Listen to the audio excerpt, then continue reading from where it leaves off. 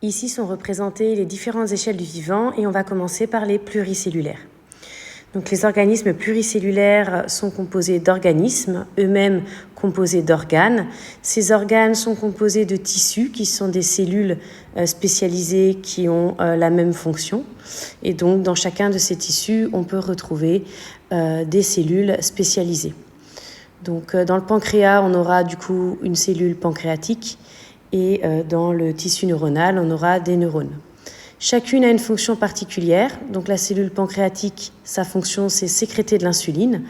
Et le neurone, sa fonction, c'est transmettre un message nerveux. Donc ces cellules sont appelées des cellules spécialisées. Elles ont des formes, des tailles différentes et des fonctions différentes.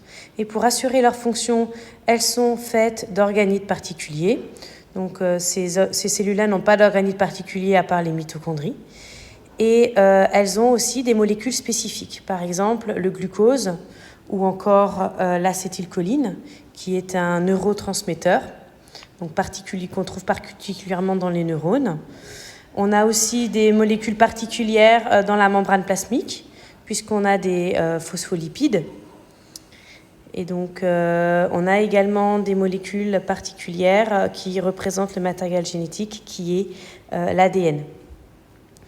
Ces différentes molécules font partie des molécules organiques et ont des familles particulières. Donc le glucose, sa famille, c'est la famille des glucides, donc des sucres au sens large.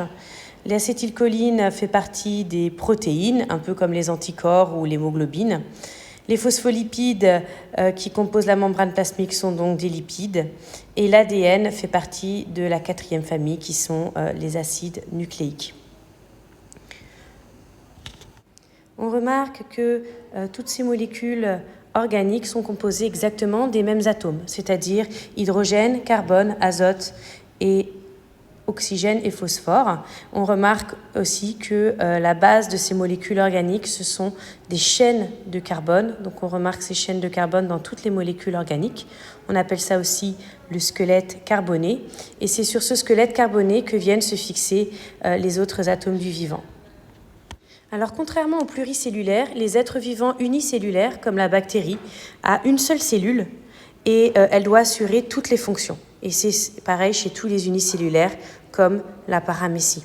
Elle n'a pas de spécificité particulière, étant donné qu'elle assure toutes les fonctions.